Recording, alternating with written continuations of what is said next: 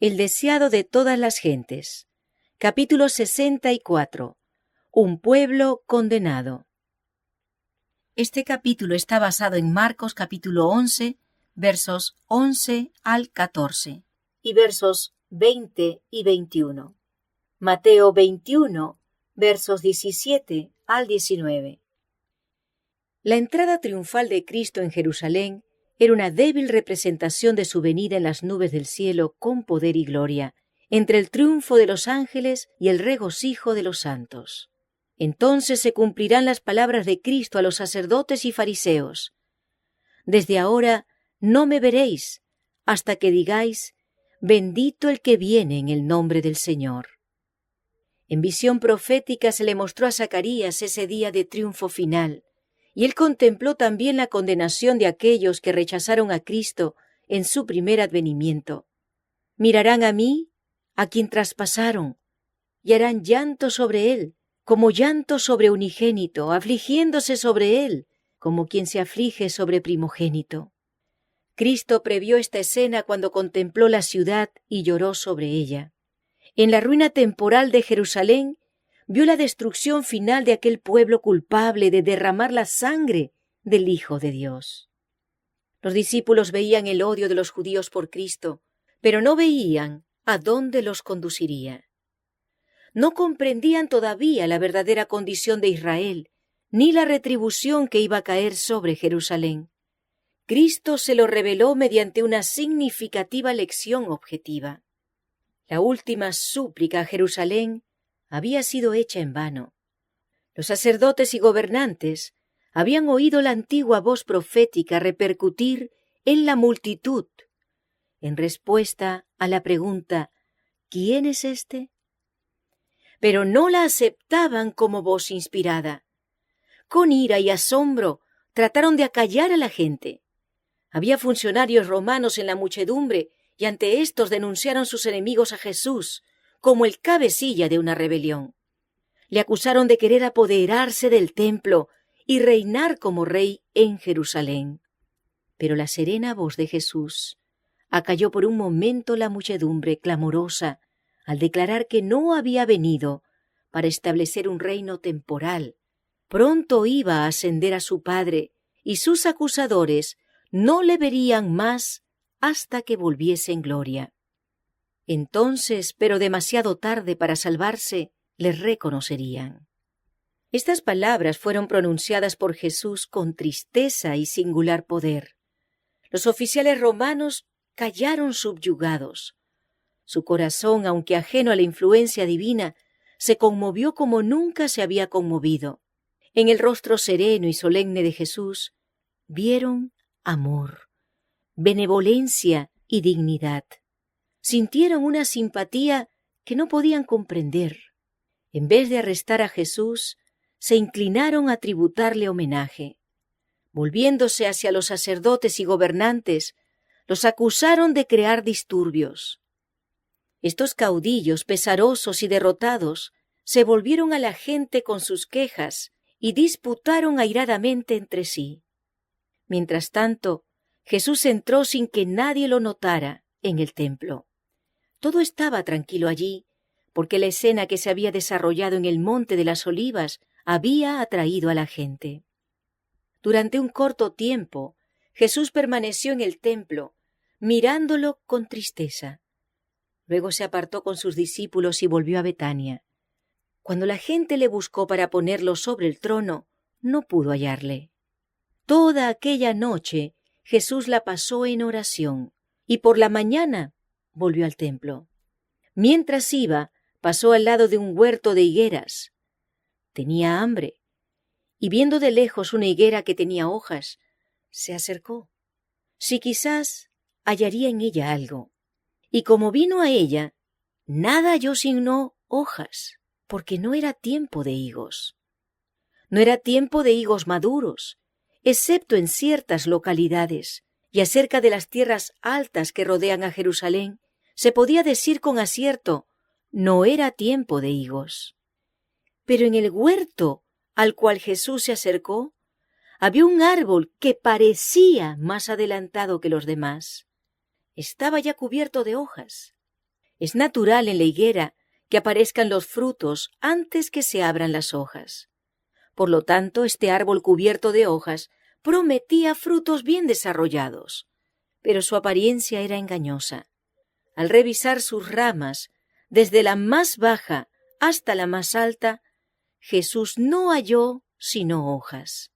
No era sino engañoso follaje, nada más. Cristo pronunció una maldición agostadora. «Nunca más coma nadie fruto de ti para siempre», dijo. A la mañana siguiente, mientras el Salvador y sus discípulos volvían otra vez a la ciudad, las ramas agostadas y las hojas marchitas llamaron su atención. «Maestro», dijo Pedro, «he aquí la higuera que maldijiste. Se ha secado». El acto de Cristo al maldecir la higuera había asombrado a los discípulos. Les pareció muy diferente de su proceder y sus obras. Con frecuencia le habían oído declarar que no había venido para condenar al mundo, sino para que el mundo pudiese ser salvo por él. Recordaban sus palabras: «El Hijo del Hombre no ha venido para perder las almas de los hombres, sino para salvarlas». Había realizado sus obras maravillosas para restaurar, nunca para destruir. Los discípulos le habían conocido solamente como el restaurador, el sanador. Este acto era único. ¿Cuál era su propósito?, se preguntaban. Dios es amador de misericordia. Vivo yo, dice el Señor Jehová, que no quiero la muerte del impío. Para él, la obra de destrucción y condenación es una extraña obra, pero con misericordia y amor alza el velo de lo futuro y revela a los hombres los resultados de una conducta pecaminosa. La maldición de la higuera era una parábola llevada a los hechos. Ese árbol estéril que desplegaba su follaje ostentoso a la vista de Cristo era un símbolo de la nación judía. El Salvador deseaba presentar claramente a sus discípulos la causa y la certidumbre de la suerte de Israel. Con este propósito invistió al árbol con cualidades morales y lo hizo exponente de la verdad divina. Los judíos se distinguían de todas las demás naciones porque profesaban obedecer a Dios. Habían sido favorecidos especialmente por Él y aseveraban tener más justicia que los demás pueblos. Pero estaban corrompidos por el amor del mundo y la codicia de las ganancias. Se jactaban de su conocimiento, pero ignoraban los requerimientos de Dios y estaban llenos de hipocresía. Como el árbol estéril, extendían sus ramas ostentosas, de apariencia exuberante y hermosas a la vista, pero no daban sino hojas. La religión judía, con su templo magnífico, sus altares sagrados, sus sacerdotes mitrados y ceremonias impresionantes, era hermosa en su apariencia externa, pero carente de humildad, amor y benevolencia. Ningún árbol del huerto tenía fruta, pero los árboles que no tenían hojas no despertaban expectativa ni defraudaban esperanzas. Estos árboles representaban a los gentiles. Estaban tan desprovistos de piedad como los judíos, pero no profesaban servir a Dios. No aseveraban jactanciosamente ser buenos. Estaban ciegos respecto de las obras y los caminos de Dios. Para ellos no había llegado aún el tiempo de los frutos. Estaban esperando todavía el día que les había de traer luz y esperanza. Los judíos, que habían recibido mayores bendiciones de Dios, eran responsables por el abuso que habían hecho de esos dones. Los privilegios de los que se habían jactado no hacían sino aumentar su culpabilidad. Jesús había acudido a la higuera con hambre para hallar alimento. Así también había venido a Israel, anhelante de hallar en él los frutos de la justicia. Les había prodigado sus dones, a fin de que pudiesen llevar frutos para beneficiar al mundo. Les había concedido toda oportunidad y privilegio, y en pago buscaba su simpatía y cooperación en su obra de gracia. Anhelaba ver en ellos abnegación y compasión, celo en servir a Dios y una profunda preocupación por la salvación de sus semejantes. Si hubiesen guardado la ley de Dios, habrían hecho la misma obra abnegada que hacía Cristo. Pero el amor hacia Dios y los hombres estaba eclipsado por el orgullo y la suficiencia propia. Se atrajeron la ruina al negarse a servir a otros. No dieron al mundo los tesoros de la verdad que Dios les había confiado. Podrían haber leído tanto su pecado como su castigo en el árbol estéril, marchitada bajo la maldición del Salvador, allí, de pie, seca hasta la raíz. La higuera representaba lo que sería el pueblo judío cuando la gracia de Dios se apartase de él. Por cuanto se negaba a impartir bendiciones, ya no las recibiría. Te perdiste, oh Israel, dice el Señor. La amonestación que dio Jesús por medio de la higuera es para todos los tiempos. El acto de Cristo al maldecir el árbol que con su propio poder había creado se destaca como amonestación a todas las iglesias y todos los cristianos. Nadie puede vivir la ley de Dios sin servir a otros. Pero son muchos los que no viven la vida misericordiosa y abnegada de Cristo. Algunos de los que se creen excelentes cristianos no comprenden lo que es servir a Dios. Sus planes y sus estudios tienen por objeto agradarse a sí mismos. Obran solamente con referencia a sí mismos. El tiempo tiene para ellos valor únicamente en la medida en que les permite juntar para sí. Este es su objeto en todos los asuntos de la vida. No obran para otros, sino para sí mismos. Dios los creó para vivir en un mundo donde debe cumplirse un servicio abnegado. Los destinó a ayudar a sus semejantes de toda manera posible.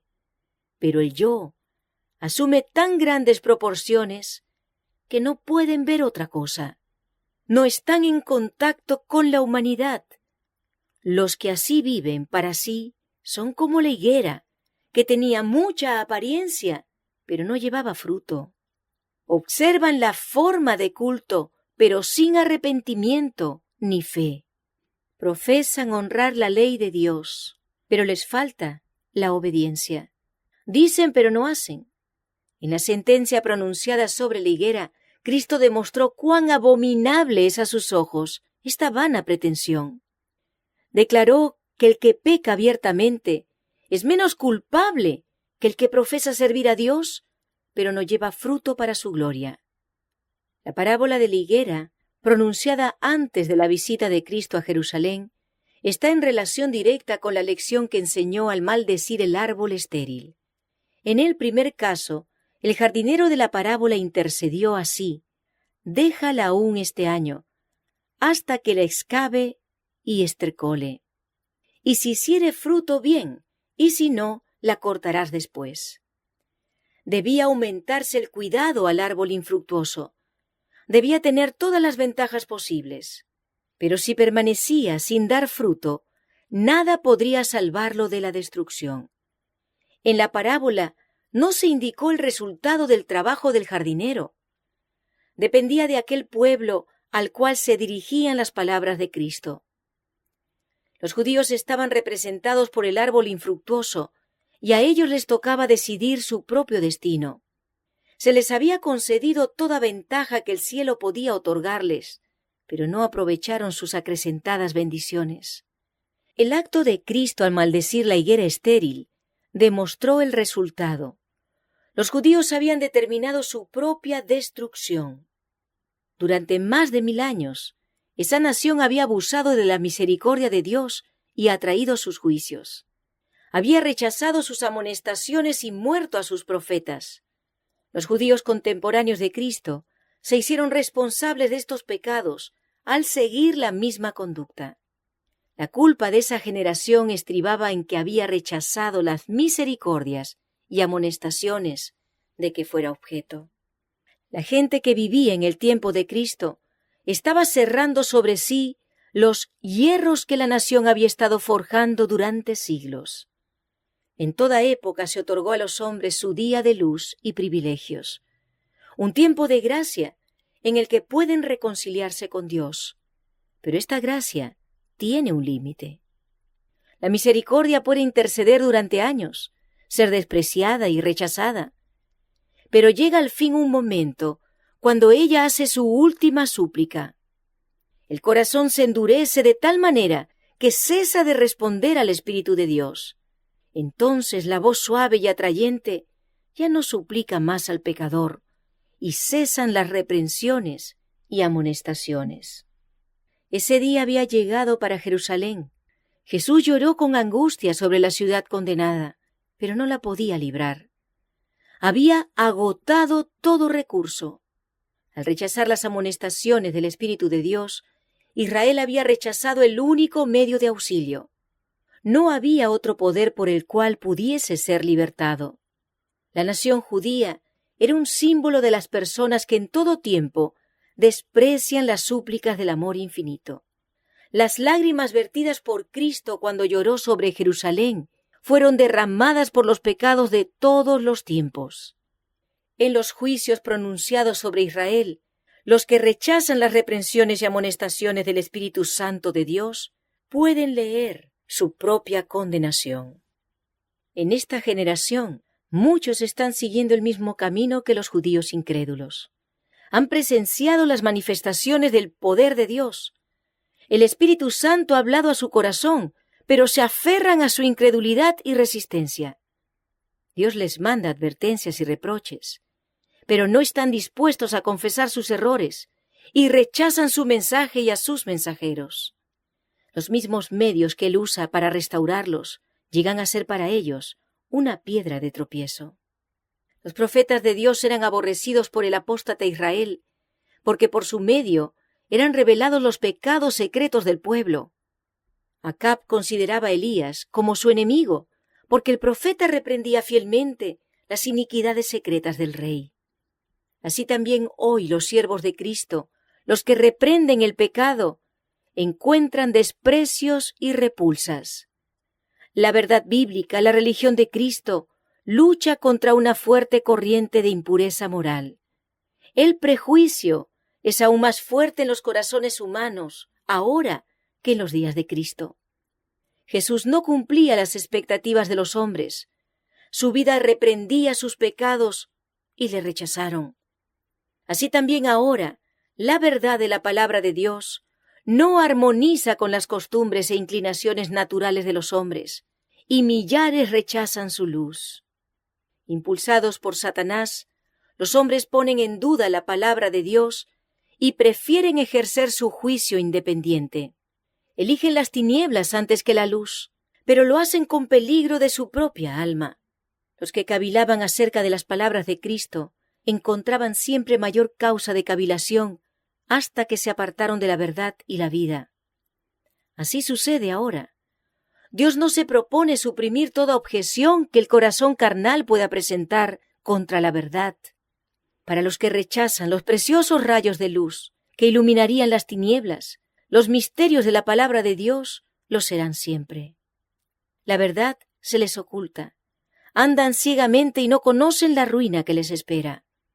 Cristo contempló el mundo de todos los siglos desde la altura del Monte de las Olivas, y sus palabras se aplican a toda alma que desprecia las súplicas de la misericordia divina. Oh escarnecedor de su amor, Él se dirige hoy a ti, aún a ti, que debieras conocer las cosas que pertenecen a tu paz. Cristo está derramando amargas lágrimas por ti, que no las tienes para ti mismo. Ya se está manifestando en ti aquella fatal dureza de corazón que destruyó a los fariseos. Y toda evidencia de la gracia de Dios, todo rayo de la luz divina, enternece y subyuga el alma o la confirma en una impenitencia sin esperanza. Cristo previó que Jerusalén permanecería empedernida e impenitente, pero toda la culpa, todas las consecuencias de la misericordia rechazada pesaban sobre ella. Así también sucederá con toda alma que está siguiendo la misma conducta. El Señor declara: Te perdiste, oh Israel. Oye, tierra, he aquí yo traigo mal sobre este pueblo, el fruto de sus pensamientos, porque no escucharon a mis palabras y aborrecieron mi ley.